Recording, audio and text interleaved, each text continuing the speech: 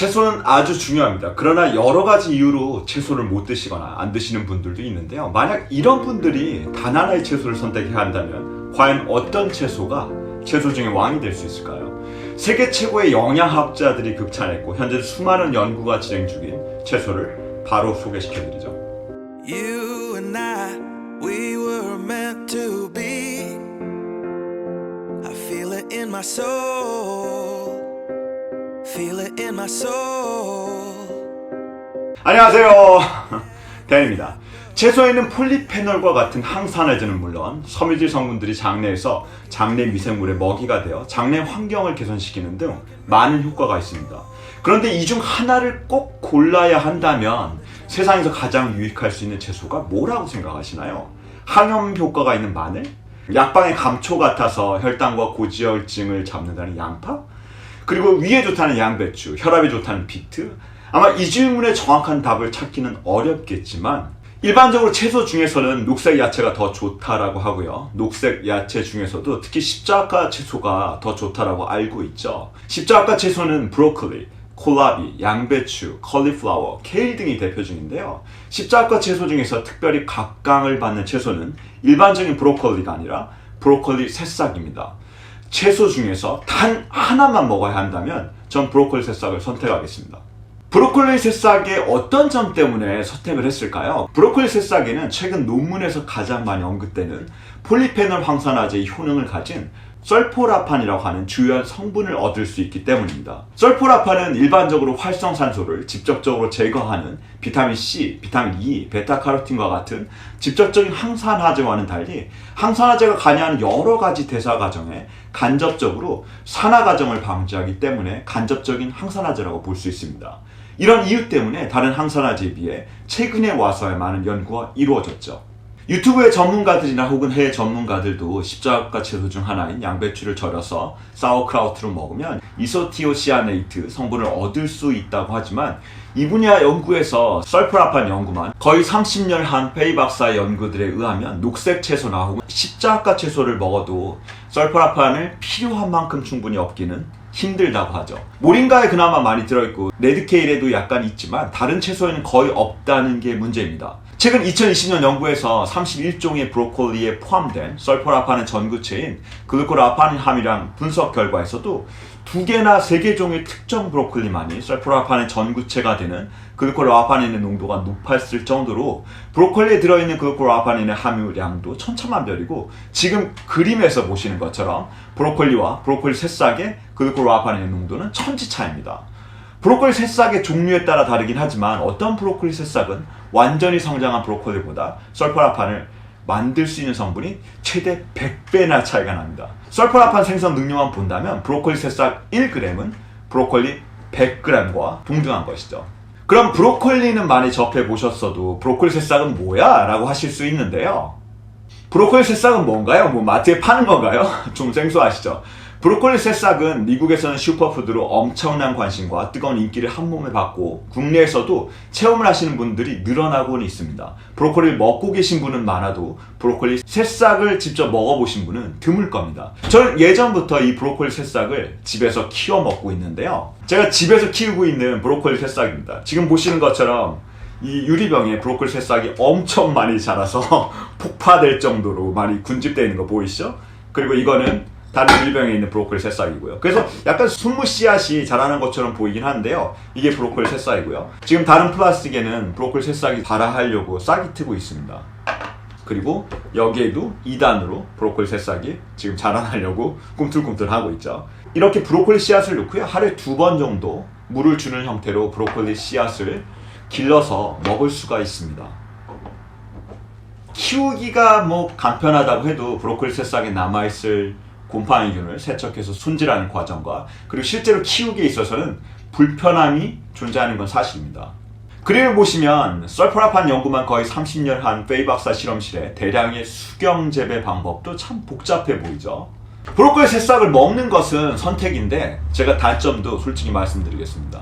일단 브로콜리 새싹을 실제로 키우는 데는 불편함이 있고요. 그리고 두 번째는 브로콜리 새싹이 들어있는 설포라판을 최대 효용 있는 만큼 섭취를 하려면 꽤 많은 30g에서 60g 정도 되는 양을 매일 먹어야 합니다. 그리고 세 번째는 브로콜리 종자마다 설포라판의 전구체인 글루코라파닌 함유량이 매우 다르다는 것. 그리고 설포라판을 적정하게 섭취하려면 글루코라판이라는 전구체로부터 설포라판을 합성할 수 있는 효소가 충분히 있어야 한다는 것이죠. 만약 효소가 부족하다면 이 효소를 보충할 수 있는 장 기능이 좋아야 한다는 전제가 필요합니다. 항생제나 양약 복용이 잦거나 관장을 너무 자주 하시는 분들은 이 효소가 감소되어서요, 브로콜리 새싹을 먹어도 충분히 설포라판 섭취가 어렵죠. 네 번째는 해결책이 없는 것은 아니에요. 이런 경우에는요, 무순, 와사비, 콜라비 같은 미로시아나제 효소가 들어있는 채소를 먹거나 머스타드, 즉 겨자씨나 겨자가루를 추가로 먹으면 됩니다. 설포라판은 과연 무엇이길래 이렇게 까다로울까요? 전구체가 필요하고 이를 합성할 또 효소가 필요하고요. 그 이유는요, 브로콜리 새싹을 포함한 이 십자가 채소 자체에는 설포라판이 없기 때문입니다. 설포라판은 브로콜리, 컬리플라워, 미니 양배추 같은 십자가 채소를 먹으면 합성될 수 있는 성분이기 때문이죠. 십자가 채소와 브로콜리 새싹 안에는 설포라판이 아닌 설포라판의 전구 물질인 글루코라파닌이 들어있습니다. 그리고 글루코라파닌을 활성화시켜서 설포라판을 만들 수 있는 미로시나제라고 하는 효소가 브로콜리 새싹의 세포 안에서 분리되어서 보관되어 있습니다. 각각 따로인 거죠. 그래서 이처럼 설포라판을 만들 수 있는 글루코라파닌과 그리고 미로시나제가 있지만 서로 분리되어 있어서 이 브로콜리 새싹을 씹거나 혹은 칼로 썰어서 요리 준비를 할 때 식물 조직이 파괴되어서 비로소 설포라판이 생성되게 되는 것입니다. 그러니 채소를 씹어 먹어야 그 안의 성분들이 반응하여 설포라판의 성분을 얻을 수가 있는 것이죠. 그런데 가장 큰 취약점은요, 미로시나제라고 하는 효소는 요리 과정에서 대부분 파괴될 수도 있고요, 장내에서 존재하긴 하지만 사람에 따라서 매우 변동폭이 크다라고 하는 것입니다. 물론 극복할 수 있는 방법은 있지만서도요. 복잡하지만 간단하게 요약하면 십자가 채소를 먹으면 글루코라파닌이 미로시나제라고 하는 효소를 만나서 설포라판으로 합성되는 거죠. 십자가 채소에 들어있는 글루코라파닌이라는 성분이 미로시나제라고 하는 효소를 통해서 결합되어 우리 신체 내에서 설포라판을 만들어냅니다. 만약 제가 생 브로콜리를 씹어 먹는다면 글루코라파닌과 미로시나제라고 하는 효소는 서로 반응해서 설포라판이 생성이 될 것입니다. 만약 저처럼 이렇게 브로콜리 새싹을 먹는다면요, 설포라판을 만드는 미로시나제라고 하는 효소는 열에 취약하기 때문에 십자가 채소를 볶거나 삶거나 데치는 식으로 조리해서 먹으면 그 성분을 제대로 섭취하기가 어렵습니다. 영양 전문가들은 미로시나제 효소를 보존하기 위해서는요, 브로콜리 새싹을 끓는 100도씨의 물이 아닌 70도 정도의 물에서 단 1분에서 2분간만 아주 살짝 데쳐서 먹는 것을 추천합니다. 또한 설포라판도 실온과 액상에서는 불안정한 성분이고 설포라판이 생성되는 2시간이 지나면 이미 설포라판이 절반 이상 소실되기 때문에 즉시 먹지 못한다면 패키지화된 주스로 먹는 것은 바람직하지 못합니다.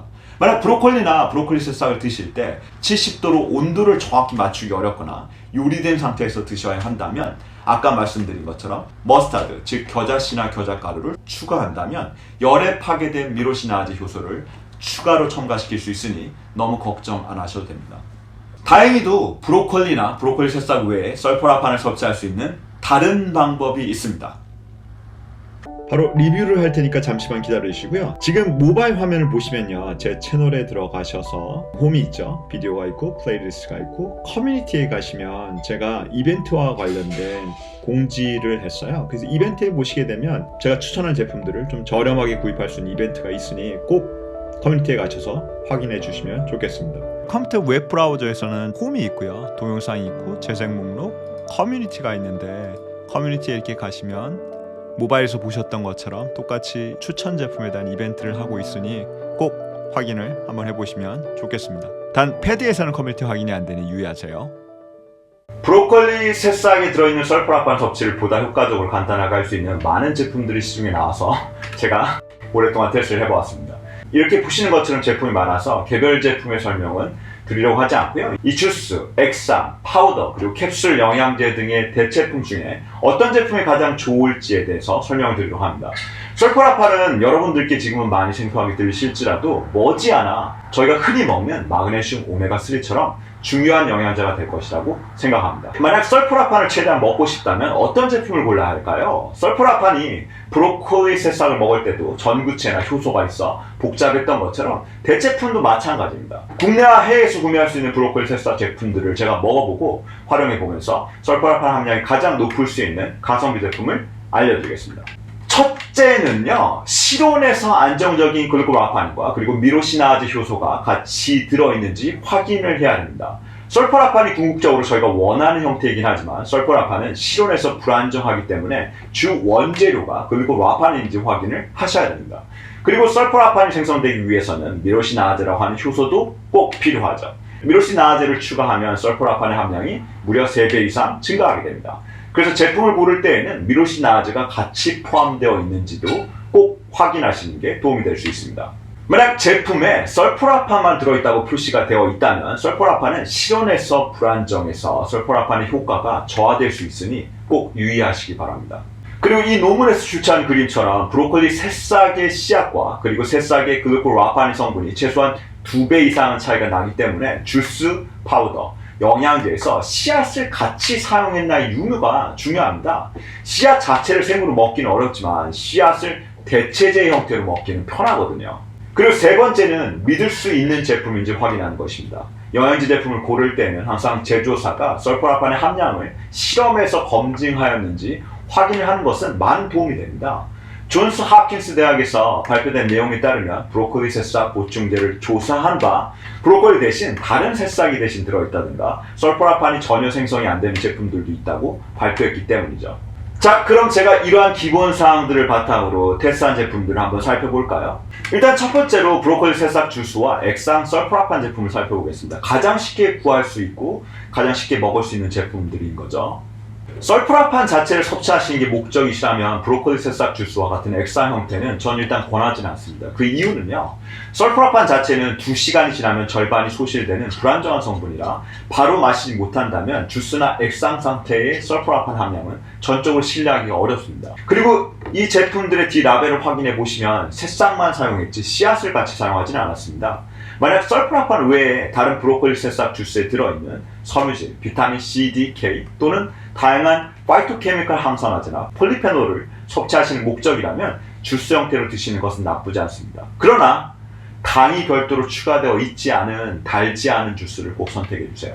다음은 분말 제품들을 볼 건데요. 분말 제품들은 제조 과정에서 열을 가하지 않고요, 동결 건조를 해서 영양소 파괴를 최소화하는 데 장점을 두고 있어서 생채소보다 유통기한이 길고요, 그리고 가장 저렴하게 두고 먹을 수 있는 장점은 있습니다.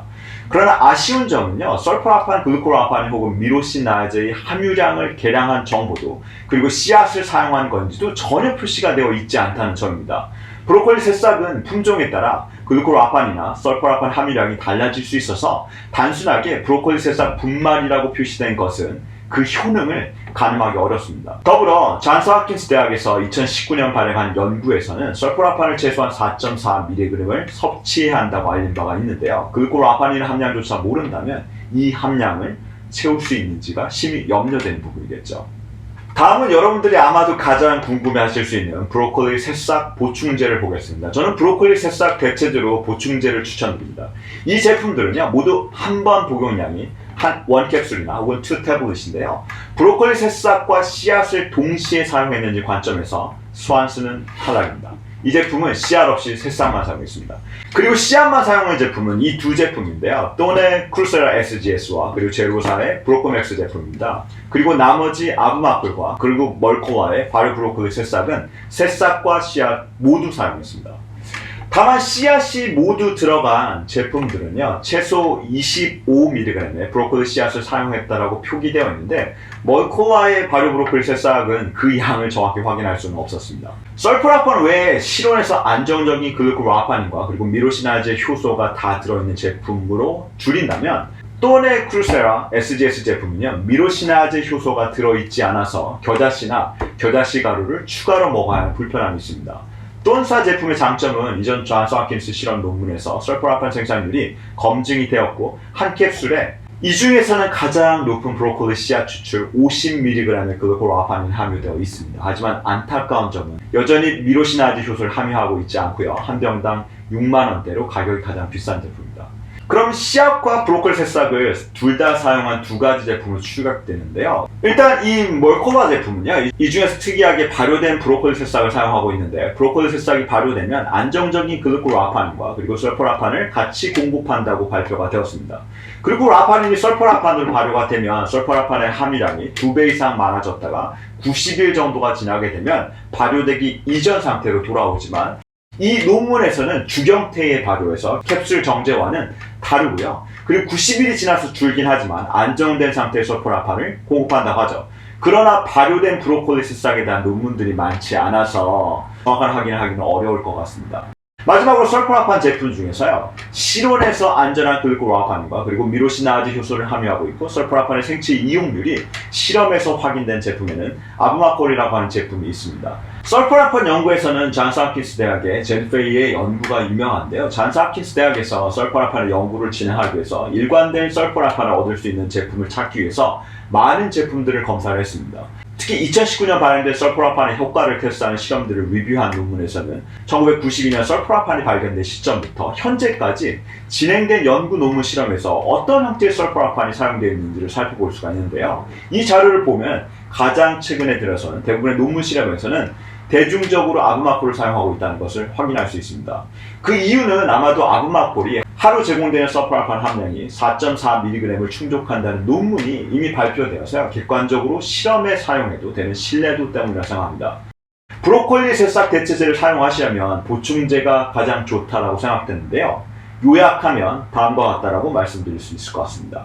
브로콜리 새싹과 씨앗을 모두 사용하는 관점에서 스완스는 제거되고요. 그리고 미로시나아제라고 하는 효소가 들어있지 않는 또네 크루소라도 제거를 하겠습니다. 그리고 나머지 제품들 중에서 새싹과 씨앗을 둘 다 사용한 두 가지 제품이 남게 되는데요. 발효된 브로콜리가 분명히 효과가 있다고 하는 부분들이 있지만 논문이 조금 더 미약한 것이 단점이고요. 그리고 아브마콜은 현재까지 많은 논문들에서 실험 연구 논문에 브로콜리 설포라판을 테스트하는 형태로 해서 가장 대중적으로 많이 사용하는 제품이어서 이런 형태로 보실 수 있을 것 같아요. 자, 오늘 제가 오랜만에 이 테이블에 앉아서 다시 여러 가지 제품들을 리뷰를 했는데요. 도움이 되셨으면 좋겠다라고 생각을 하고요. 그리고 언제나처럼 올바른 정보를 찾는 이들에게 저희 정보가 건강한 삶의 방향을 제시하길 바라고요. 제가 이 정보를 지속적으로 만들 수 있도록 구독과 그리고 다른 영상들도 꼭 확인해 보시기 바랍니다. 감사합니다. Feel it in my soul.